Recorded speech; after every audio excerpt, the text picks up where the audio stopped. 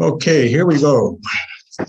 Thank you, everyone, for joining us for our monthly Wappler meetup.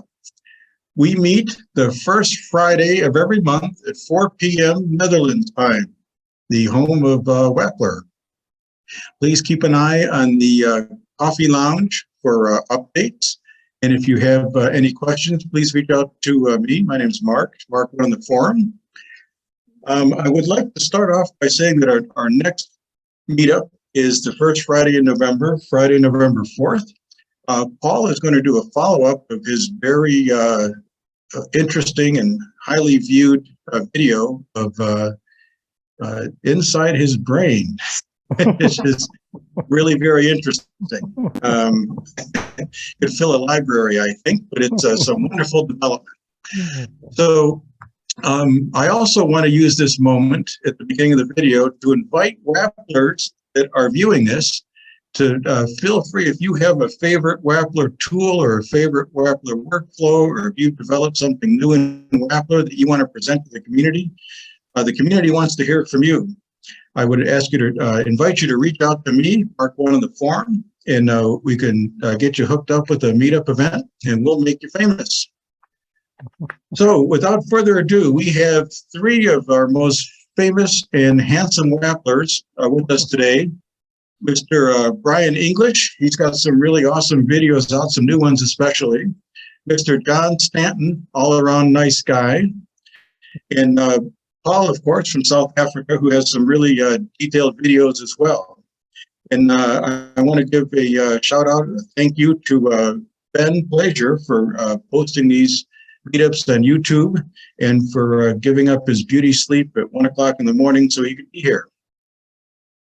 So without further ado, if you gentlemen want to start with the questions that were sent in earlier, and then we'll keep an eye on the chat for additional questions coming up.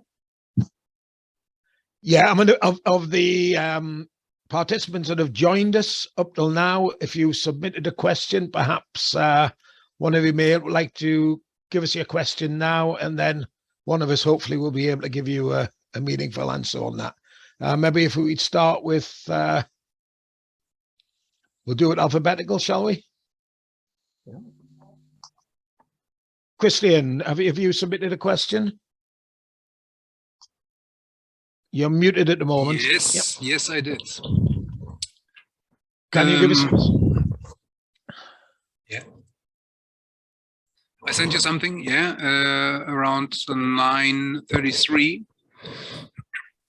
I'm quite new in Wappler, and formerly 20 years ago I was using Dreamweaver and I was able to do everything what I want now by myself, but it's 20 years ago and now I have some kind of problems and I get a lot of help in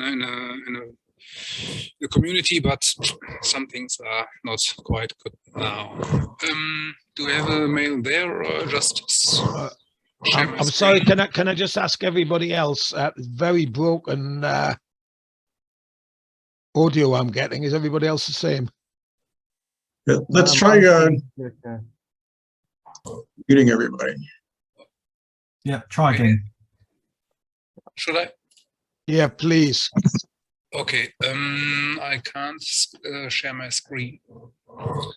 So maybe I just wrote my...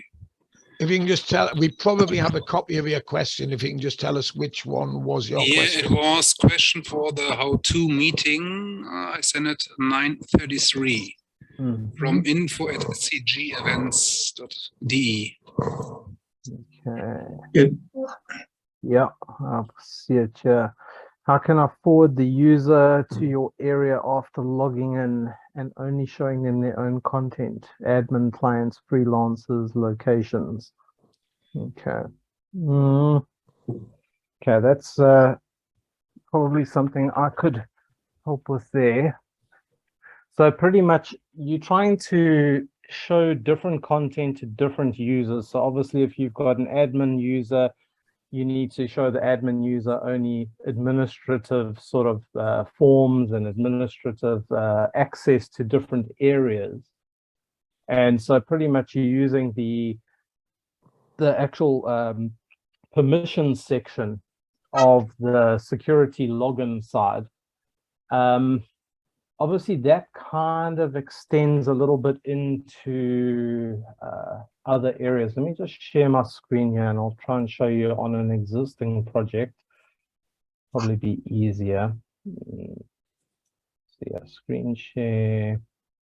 While Paul's doing that, Christine, can I just ask, are you talking about having different content on the same page, or are you talking about being directed to different pages depending on your logged in role?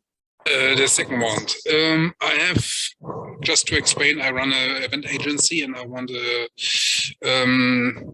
a tool to speed up all our procedures. So I have in mind to have, first of all, the admin area where I can create some offers, bills, all the things. And then I want to separate access for our clients, where they get more or less the same information, but just a bit changed.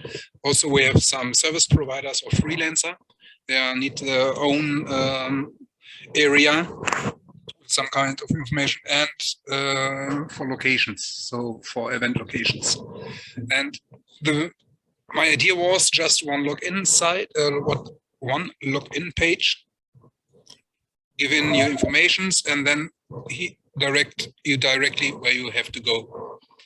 Yeah, fair enough. Sorry, I'm just gonna try and get this sharing right. I'm trying to share one of my monitors, but it doesn't seem to want to do that. Can you see my Wappler screen? Yeah, we see Wappler now. Yep. Okay. So if I take something like an existing sort of project that I've been working on, let's take something like take this one. So inside my actual server action side, I've got a authentication area. And so obviously we've got like a proper sort of login section over here. There. And this login section is pretty much made up of a security login step.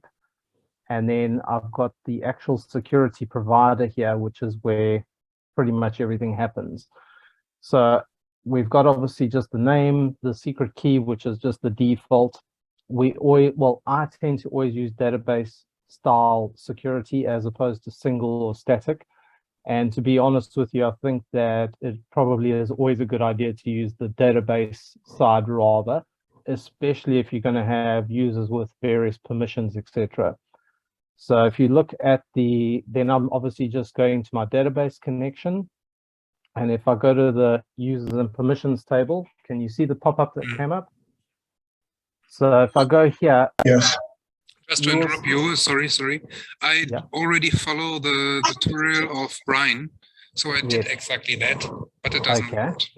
That's the point. My big question is, Brian shows a solution with two tables, one for the users and one for the roles. Yeah, yes. And then I tried the tutorial of. Do you want me to take this over, Paul? Because I think I know where he's going on this. Perfect. Yep. Yeah, absolutely, sure. No problem. Yeah, so what you say, if you followed the video at the moment, where the video stands is that when someone logs in, they can either be a user or an administrator. At the moment, whether they are a user or administrator, they are taken to the home screen regardless. So that's probably, if you follow the video, where you are. And the reason I've done that is simply because you can be in both roles at the same time, then you don't necessarily need to go into the admin console just because you've logged in with an account that is that has an admin authority. What you're asking is something that will be coming later in the course, but I'll very quickly, of course, show you how to do that. Because what you want to do, I think, is if the person is an administrator, they will be taken to the administration page rather than the users page. Is that correct? Exactly. Okay, let me just fire up Wappler and I'll just show you quickly how to do that. If I can.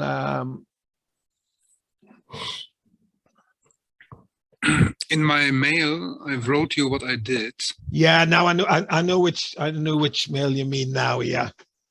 Okay, one moment. I'm just going to see if I can share that screen. Right, can you all see the Wappler screen? Yeah. Right, okay.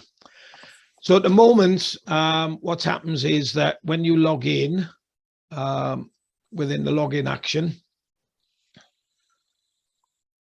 you go through the simple login process, and you're just returning whether the person's validated or not.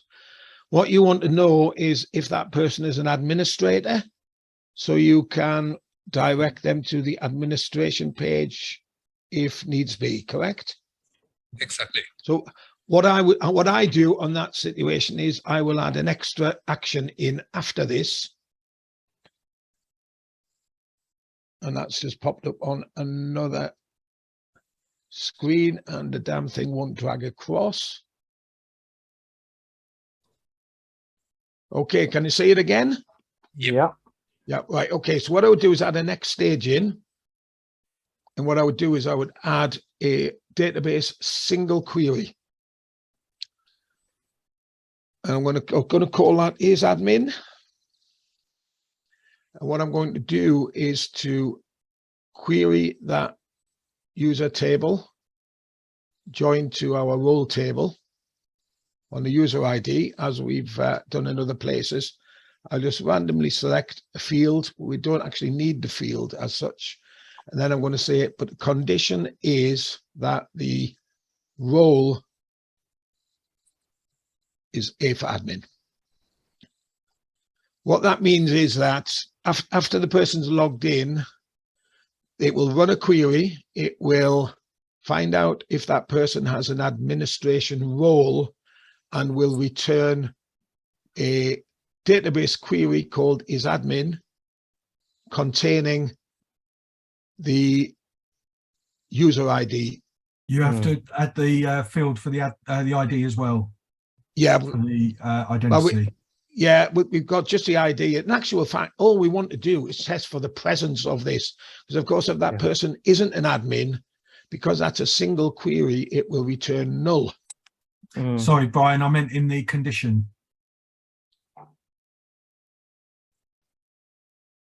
Got you. Yeah, my apologies. You're right. Yeah. Right. And the user ID is equal to the identity. My apologies. Yeah.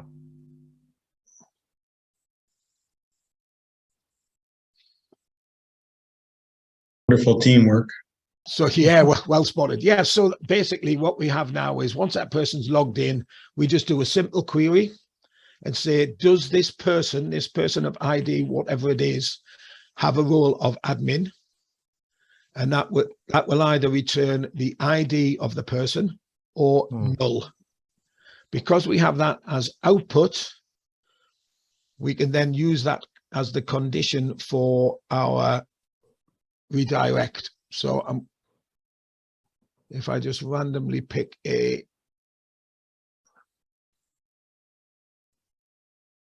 not do random. So if we look at our query now from our form and our success action,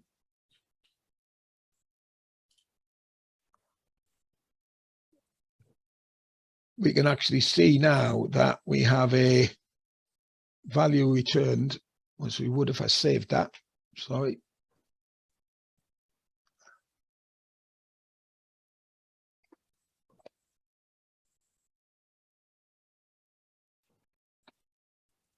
We can now test on to see whether that particular query has a content. So we could say here, we could test on, so it's an awful lot returned here. On form 1 data is admin. And actually all we need to do is test for the presence of that. And then just going into the code view, because I know that you've done, you would then add the query on that, where you're going to, browser 1.go to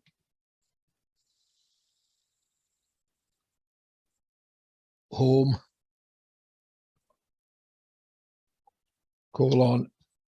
this is just obviously pseudocode effectively. Yeah.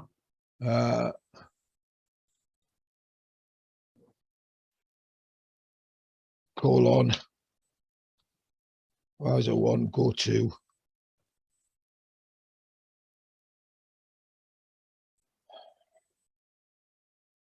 I'll just call it user page. Okay, so we're using that data query that we have here, which will either return null if they're not an administrator or an ID if they are. And we're using that within that query that we had down there that I seem to have lost now. Did you follow that, Christian? More or less, more or less. You think you can work with that?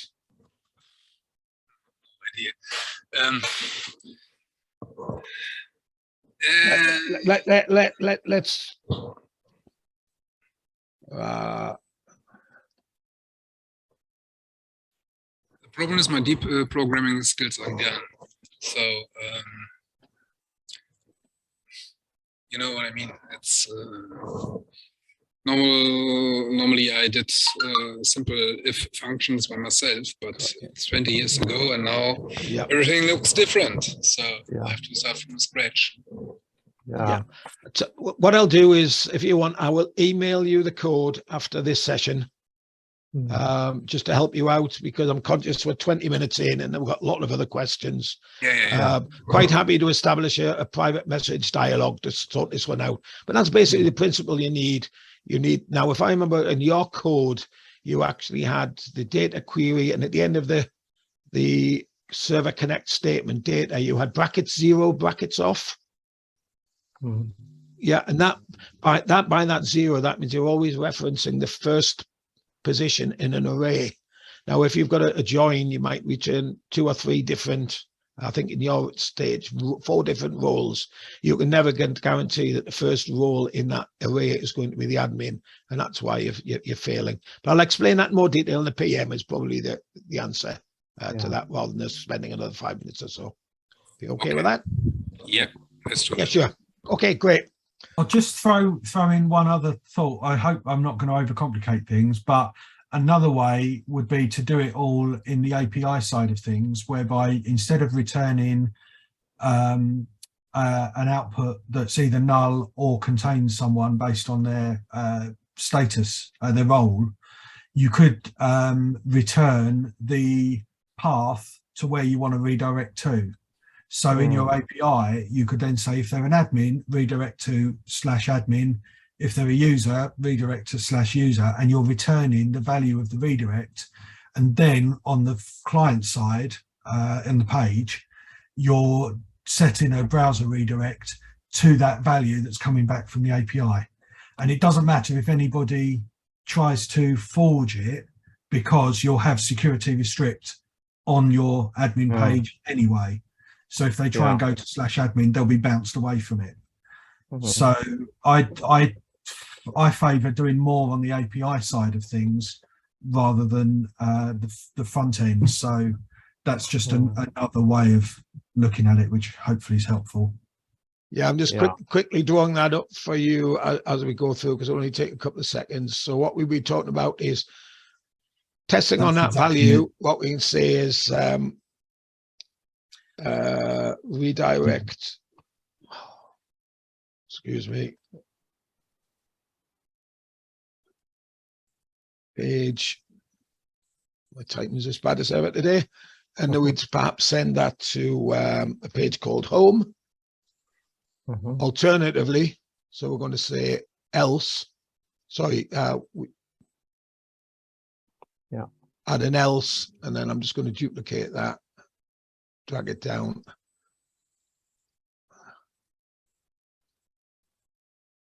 Else we'd be taking it to a page called admin. Provided we've got these output, then you would either get a return of home or admin. Then you would simply say browser go to, and it would take you to the home page or the admin page, depending on that. Obviously would be the name of your page route. Another alternate way of doing it, It also highlights there's more than one way to do anything, and that's another big plus with Wappler, that it's not like, I know a lot of people come from Bubble and the like, where there's only one way to do something, and if it doesn't do what you want to do, you're stuffed. Whereas with this, there's plenty of ways of doing it. Mm.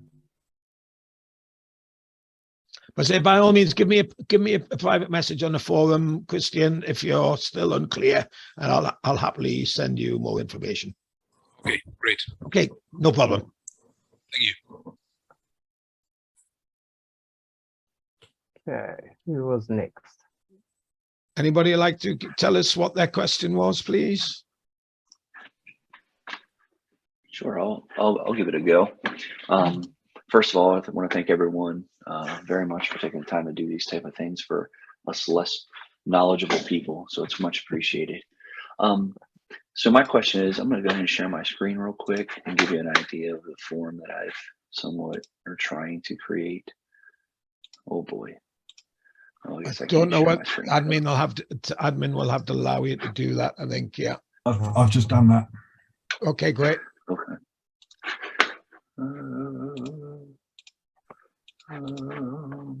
Oh, yep, there it is. Share window, share. Oh boy, you guys are gonna see yourself real quick. All right, can anyone see? Yeah. All right, so basically what I'm trying to understand, and I will admit, as some of us here are probably not really programmers, but just have other technical background. But anyway, so as I'm creating a form here where you're logged in as a user, and as you're logged in as that user, you're going to create basically exhibitors. So a user would be a parent, an exhibitor is a child of the parent. So there would be multiple childs. Like, so for my instance, I would have 2 daughters here that I could pick down. And then once I pick those daughters, then at that point I would create an entry here for their different style of animals. And I'm just trying to figure out how you carry that data to say, okay, only select the children that belong to this particular parent that's logged in. And then once you do that, then how do you assign this exhibit or animal or fruit or whatever they're showing at the fair back to that particular child?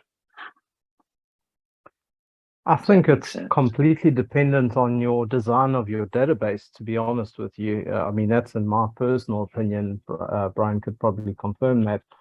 But in the end of the day, if your database is designed in such a way that you have a table that contains all the parent records, and then you've got a second table that contain all the children of those parent records, where there could obviously be 5 different children to one parent record.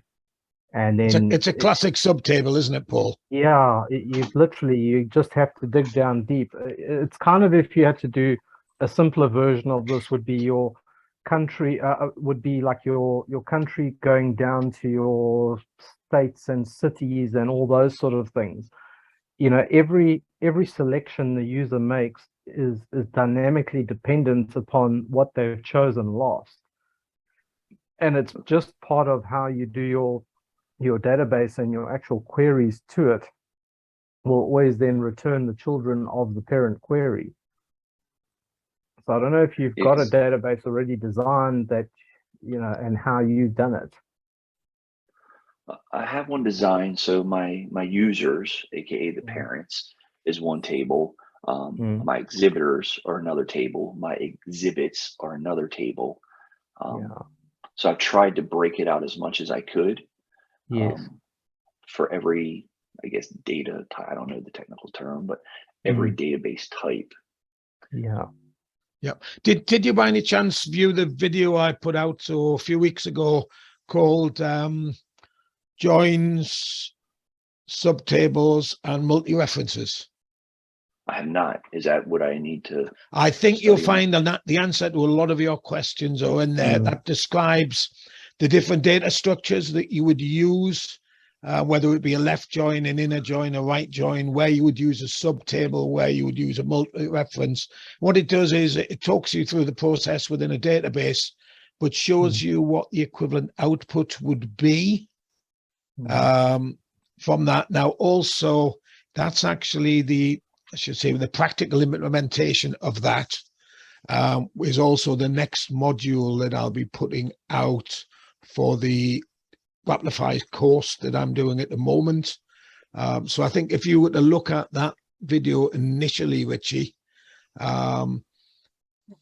hopefully middle of next week, I hope to be releasing another raft of modules for the course. And actually what you're talking about there is exactly what those modules will be talking about. Because what we're really talking about, if you look back on all of these, we're going back always to what I call a blog structure. We always have, if you look at any blog, you have a title.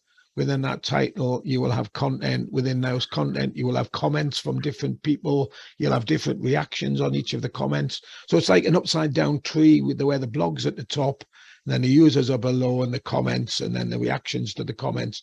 And that's the inverted tree structure is exactly what you're talking about within what you're asking there. So I suggest take a quick look at that video, and hopefully by middle of next week, and I'll PM you the when I've released those videos so you can have a look, and I think that'll clarify the whole situation for you. Great. Okay. Yeah, I think it's just getting to understand those terms, and then once you can start Googling, it's funny because building the registration logout piece was the hardest for me, and then I got screaming along pretty good with conditional stuff and hiding stuff and creating the admin portion and the user portion pages, and then I get to my forums and I'm like, oh boy. And then just trying to understand the technical. What I often say to people when I'm tutoring people, Richie, I actually say it, they're totally different to what I would normally tell somebody. Say, Google is not your friend with Wappler. No. Because in actual fact, if you Google something, you'll be shown the hand programmer's method. And Wappler invariably has a much slicker way of being able to do it. The forum is your friend. If you need to know something, forum and the documentation should always be the first place, along with obviously the videos, because there's some amazing videos out there done by Ben. Could I just show you something along those lines? I'm not sure if I can share the screen. Just hang on a sec. There we go. Can we see anything there? Yeah, we've got it. Yeah. Okay. I've got the database here, the tables, the licensees, subtable roles, subtable induction, general categories, and the items within those categories. Now, if I go to, can you see this screen? Yes, we certainly can. Yeah, okay. Now, this is the idea that, who was it, Tom? No, who asked the question? Richie, sorry. This is along the lines that you asked. They're the employment records and conditions, and here are the items. Now, if I want to add an item, oh, sorry, delete it. Didn't mean to do that, did you? That'll upset the card. Oh my goodness. Take your time, you're doing this fine. Is terrible. Okay, I'll try again. Can you see the screen now? Yeah. Yeah, we can. Yeah. Okay, I add an item. I can put anything in there that I want to. Put in a reference, save. And that's now saved as an item. Yeah. Yeah. The same thing happens all over the place. I've got to remove this because this is the master copy. So when I remove it, save it again, and it's gone. Yeah. That's how simple the result is. By using subtables. Great, thank you, everyone. I know what I'll be doing this afternoon. There you go. Are subtables supported in other programs like Navicat, for example? I don't know about subtables. Yes, they are supported in every database. The only problem I've found with the SQLite is that it doesn't delete the child items when you delete the main item or the category. Mhm. But it it doesn't does cascade. it doesn't use the cascade, but the likes of MySQL definitely does, as I found out the other day when I deleted one of the users of the master table, and everything just disappeared. So that's an hour and a half worth of work gone. So be careful with the cascading. That has never happened to me, Ben. None of us. That's Never. actually a really valid point that Ben makes when you're looking at these subtables. While subtables might seem an answer to everything, sometimes because of this cascade effect, if you have a user linked to a particular item within your database, which also will be accessed by other people, then if you have a subtable and you delete that user, it will take out all the related data. So sometimes you're actually better using relations rather than subtables to avoid that, or to make sure the cascade is turned off. Because if you go into the advanced settings on your database manager, you can see that you have the ability to set whether those deletions and updates cascade or not. Turn it off. Yeah, I prefer to show an error saying there are related tables to this. You need to delete those first. Yeah. And let the user consciously do the hard work, as it were, so that you avoid the accidental whoops. Yeah, for sure. I just don't let my users delete anything. Delete is basically the equivalent of just hide, in my opinion. Nothing really gets deleted ever. I actually now, I prefer to have a field which is just simply a binary field called deleted, and then set it to 0 exactly as the default. same thing. Yeah, and then you've always got the option of, I can bring it back. For sure. Yeah. Big database though in the end, but yeah, it is. Fair. Okay, shall we move on to the next question? Is the person that posted the question about the progress bar here? No, we had a question about software as a service. Not here either. We also had a question about the use of sockets. So is anybody that's with us as a current participant asked a question? Yes. But Oh, we've got someone here that says he's here, but he cannot do audio. yeah, ADM. ADM. Could you perhaps post your question in the chat, please, ADM? You read it back. The first one you read, I think, is ADM question. I've got a lot of emails to scroll through here, Mark. That's a problem. If you can give us a clue what the question was related to, it might help. Just one word will do. May I come with a tip for your Zoom? Yeah. Does anybody hear me? Yes. Yeah. Got you. You have this, the setup is wrong on your site, on your Zoom, because you should be able to share the screen itself, not just the applications. Yeah. That's a setup on Zoom. You can deny people to share the whole screen. If you share the whole screen, you don't get that problem with switching between different apps. That would be You good. you just share the apps, not the screen. Yeah. Right, I'm going to do this, but I think I'm going to have the same Zoom problem. But let's see how we go. Can you see my screen? Yep. Right, what I've done is I've just added a feature to the CRUD demo that I did a few months back, because I thought that was the easiest way to demonstrate it. But basically, I think the question was relatively straightforward, and it was how to show a progress bar when uploading a file. So I think what catches people out, let me move the Zoom, that's better.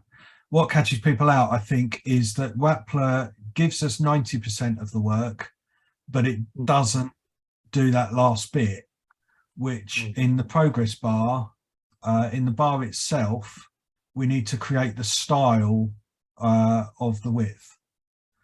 So initially, when I was using progress bars, I was thinking it would just be a case of set the width as an attribute from the percentage value coming back from the API script, and it wasn't working. And I think that's what catches most people out. So what we're actually doing is we've got our progress bar set in the normal way, and I've done nothing to change this at all. And then in the bar itself, we've just added a dynamic attribute of the style, and we're changing the width and the value of the width. Can you see that pop up? No. No. No, I thought not. I'll show you it here anyway, but basically we're bringing in the upload progress % value, but you have to then add the percentage character after it. Yeah. So what we're actually doing is setting the width of the progress. So if we hard coded it up here, so if we change that to 75, we see no change. Oh, here we go. Sorry, 75. So we're literally just setting the width, and then in the output text, which is between the div open and closed tags, we're just showing that upload progress % value again, and adding the character of a percentage, so that we can just show the result as a nice, you see it, you know, going up 10, 20, 30, whatever. Yeah. So hopefully that answers the question. It's that it's the crucial bit is this style width, the percentage with that % character. That's excellent. You know, John, the way you showed not only the Wappler UI plus the code at the same time as you explained that is very productive. Thank you. Cool. My job is done. Next question, Brian. Yeah. If nobody here has got a specific question for us, yeah, we'll go back to questions that have been asked by email. Sounds like a plan. Yeah, right. So, big question. Who knows anything about using sockets in Node? I'm guessing that's a no, because you know what? Until about 2 days ago, we got one hand up there. I hadn't actually used them 2 days ago. So I've just put together a quick demo on something fairly simple so we can see how sockets can be used. And we're just going to have pretty much followed Theodore's post on the forum with a few little tweaks just to show you how we can have a message coming out on login and log out of a user to all the other users within the system. I'm just going to share, hopefully, my screen again. Drag some screens around. And that should be the entire screen shared, yeah? Yeah, looking good. Right, so basically what I've got is we have a function that will work whenever somebody connects, which is pre set by Wappler. So you will have a connect socket and a disconnect socket, and those whatever actions are in there will run when a person either connects to a page or leaves a page. But bear in mind it's page based here, and it's actually really simple. We use a third one, which is nothing more than a parameter list. So what I want to do here is when a person joins a conversation, I want all of the other users within the system to get a message to say that person has joined, but I want that person themselves to get a simple welcome message. So they get a completely different message. And then when the person disconnects, I want everybody who's still there to get a message saying that user has disconnected. So your first stage is simply to create a socket. I've called it message. It could have been called anything. And all I do is I define the parameter that I want to send within there. We don't put anything within the execution code at all. So this is going to simply be the message text that will be sent. And that is all we need to do within this extra socket. We do everything else within the connect and disconnect. So the first thing you do is that every time you connect via a page, and bear in mind that the socket ID changes literally from page to page. It's not a constant. So we can add a identify section in. This isn't strictly necessary, but you'll see why I put it in later. And once we've done that, we want to broadcast a message. Now, there are 3 types of ways of sending messages out with sockets. There is emit, and emit means it goes to every single user that's on the system, regardless, including, the person who's just joined the site. But we don't really want everybody else, the user that's joined, to get the same message. So I'm using broadcast. What broadcast means is we get a message sent to every user except the person who has just joined. And we also have direct messages. Well, that goes to the person who has just joined. So what I've literally done is say, when the person connects, I want to broadcast the message using the message template.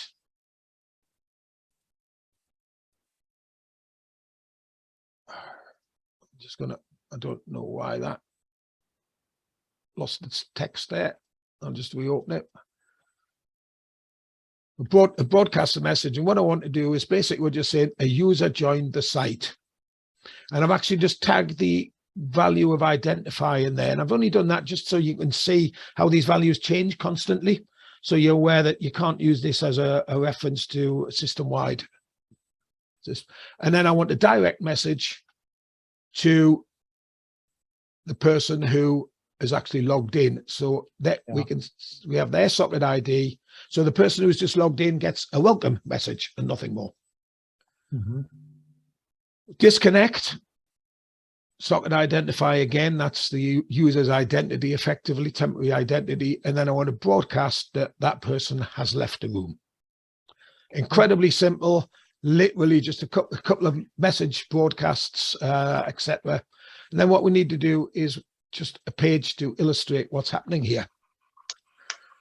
So within your page, you add the socket component in the usual way. We go down to our dynamic events, and within the dynamic events, you will see an event called message. And I've selected that action, and then I'm going to run a notify action as a consequence. So when the person leaves, the socket sends a message to your web page. Your web page goes, what on earth do I do with that? And what I've told it to do is just pop up an info notification with the message that's been sent. Yeah. And that's literally all you need. Now, I'm guessing you probably won't be able to see this page. Can you see that? Can you see a web browser there? No? Right, okay, I'll just kill the share and then reshare it.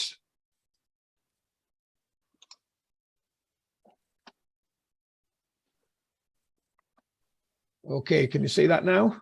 Yeah.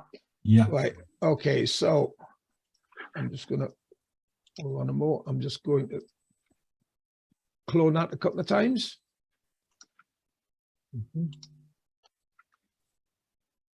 You'll see straight away we've got that welcome message, and that's actually those socket IDs that I've just tagged on the end, purely so you can actually see what that socket ID is. I'll just create 4.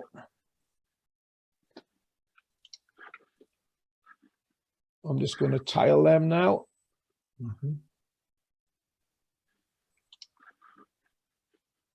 Sorry, should have dragged them into separate ones first. So there's our 4 pages. So if I leave this page, we should see. We've only seen one of them. All I see is one. Oh, great. I'm going to stop share. And let's We've really got to figure out the Zoom thing. Yeah, this is getting to be a bit of a pain. As Howden was saying. Yeah, because I mean, I'm selecting share screen, Yeah. but it's Oh, no. actually only allowing me to share a window, which is just ludicrous. We'll move to Teams next month. Yeah. I'm just having a look. Yeah, sorry guys.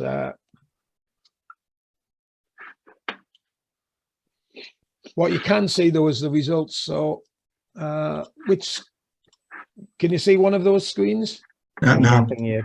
Neither of them at the moment. Yeah. Okay, I don't know. Can you see one now? Yep. Yeah, you should be able to see this one. Yeah. Got one. Yeah. So what I'm going to do is I'm going to be on a different screen somewhere in a different world. I could be in the next office along. And what I'm going to do is I'm going to leave the application now, and I'm actually going to eBay. And you see now it says the user has left the room. I'm going to go back into it. No, we've bounced to eBay. And Ah. welcome. I think we're seeing. All the right, wrong- no, that's interesting. Yeah, it's actually changed the screen that we're sharing as well, just to be more difficult. Yeah. Does that now say person's left the room? Yes. Yeah. And then if I go back into it, it says that person has joined the site. Mm-hmm. And again, if I just go to eBay there, you'll see, obviously you get no message on here. But Yes. if you go back into it, you get that welcome message again. Yeah. So that's literally with just a couple of components thrown into those sockets, you can actually broadcast messages directly across all of your different users within your system. There is a lot more you can do. I'm not even going to try and start to go into it. Two reasons. One is we haven't got time. Second is I haven't completely got my head around it yet myself, having only played with this for 2 days. But you can actually have direct messages as well. And this is also the basis you would use for a chat room, because instead of just popping up those notifications, you could actually have a chat history on the page instead. Yeah. So it's a really easy process once you get the grips with it. I was amazed how easy it was when I literally yesterday afternoon it was. I thought, oh, I better have a look at that because somebody asked a question and nobody really has played with it. And it's very, very straightforward. And the tutorials that Theodore have done are pretty good as well, as they tend to be. Yeah. So if you follow them, you should be able to do that. And at some point, I'll probably do a video on how to build a chat application, but it certainly won't be next week. Yeah. Any Just to questions, state guys? the obvious, this is Node.js only. Yes, it is. Yeah, I don't think they've got PHP sockets in yet, have they? Mm-hmm. I do And remember you, that you was. could use a similar concept being you went to eBay, but for like auctions as well, correct? So like if a database updates a bid, it would automatically return that new bid.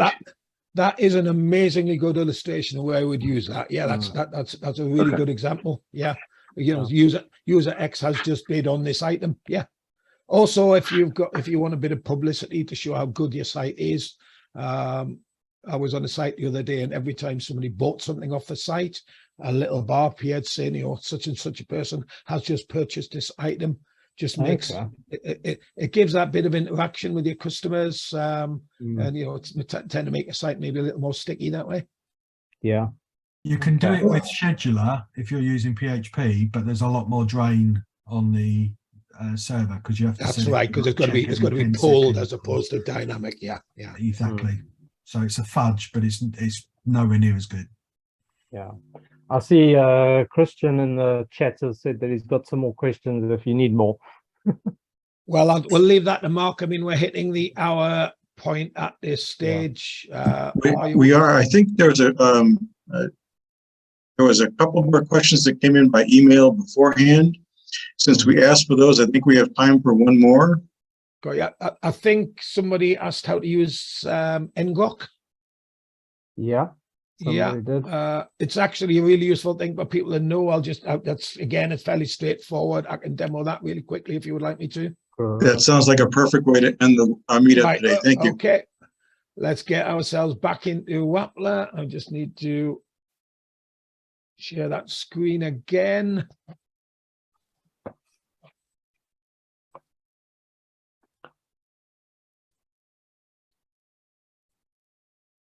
Actually, no, I'm going to share my web browser first. Yeah. Can you see that? Yep. Because obviously the first place you got to go to is the NGROK website. and you need to sign up. Mhm. So you sign up with an account. It's a free account. I should just be able to log in here. I don't mind showing my key because you can regenerate it, which I'll do that after this session. Cool. But within there, you will get an NGROK auth token key.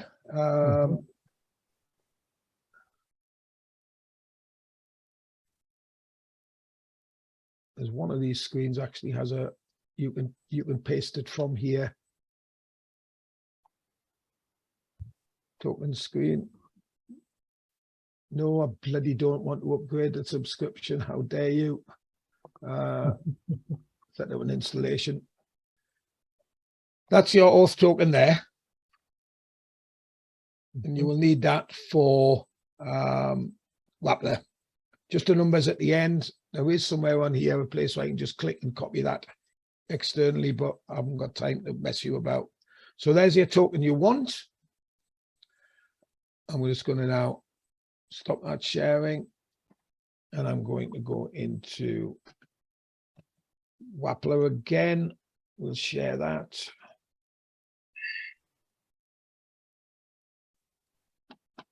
Okay, can you see Wappler now? Yes. Yep. Yeah. Brilliant. So you're going to go into your options and settings, go into system, and you're going to post or paste that token into your Wappler screen. Mhm. Okay. And that's the hard work done. Now, literally, what you need to do is to just go into NGROK proxy. And you'll see, I deliberately haven't explained what NGROK is because it's easier to explain it at the end product. If you're sitting in your office and you're writing some Wappler code and it's just not working and you're talking with Theodore or whatever about where the problem is, he will often ask to see various screens. What you can actually do is you can share your Wappler screen server directly with another user by giving them this particular code here. Mhm. So if you share that, they effectively log into Wappler and they can actually run your web page within Wappler from a remote location. Okay. So if I was to fire that up, you obviously won't be able to see that anyway at the moment because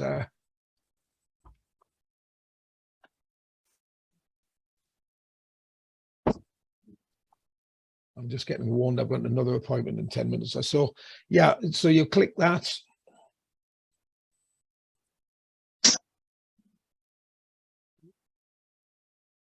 Link that they give you, that will open the page to which it points Mhm. in your web browser. So I'm just going to need to stop the share and then Yeah. we make the share.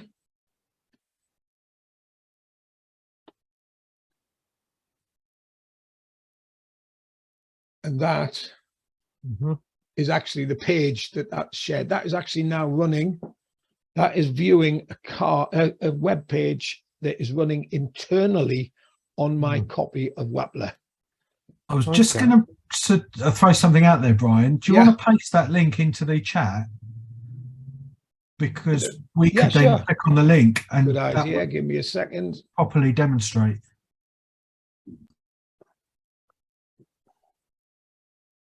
I'm going to have to stop that share, I think, to be able to get into chat. But there you are. It's in the chat. If you click that link, you should see that page in your web browser. Yeah, got it. We're gonna crash Brian's server. So that worked? Yeah. I Which is got great. it. Which is great because at that point, you know, Theodore, whoever's trying to debug, can actually go into your developers console and actually have a look and see what's happening in your code.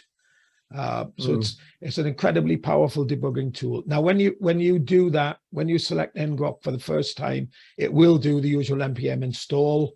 I can't obviously show you that because it's already installed on my machine, but it's all automated. And that way that it really will help the Wappler team be able to look at your problems and be able to identify where the problems lie. So it's an amazing, it wasn't terribly well advertised. I think a lot of people didn't realize what it was all about. It's an incredibly powerful tool that Wappler team have given us there. And a great way of showing clients a work in progress before it's on a live server. Indeed, yeah. Bear in mind, obviously, that your Wappler application has to be open and has to be set on the correct development. So if I was to now go out of Wappler and open another site and I'm developing, obviously that link is broken. What you can do is open it on your machine, then just send the link to your customer or the Wappler team, whoever, say, can you find out what on earth's wrong there? And I can actually see in my output bar here, as people are accessing that website, and actually see the server trail as it's happening live as well. So I know that people are looking at it. Great little tool. It's free. Really. And it's free. Yeah, absolutely. I love free. My favorite thing, free. All of us. All right, you guys. Very good. Well, we've had 14 out of 15 folks hang with us for the entire meetup. I want to again thank our not only our participants that attended today, but also our Wappler experts that made today possible. I'd like to remind everybody to invited to tune in on November 4th for Paul Strydom's follow-up of his last meetup, which should be very popular. And if anybody has something that they would like to demonstrate, something for new developers or old developers, please reach out to Mark 1 on the forum and we'll get you hooked up. I hope everybody has a wonderful rest of the day, evening, wherever you're from. And thank you again for joining us. We look forward to seeing you next month. Perfect. And I'm going to say good night, Ben. Sleep tight. Thanks for all the trouble for setting this up, Mark. Thanks very much. It's my pleasure. Half asleep already, mate. You go and have a kip there, Ben. You go for it. Excellent. Bye all. Have a great weekend. Bye. See you. Thank you all.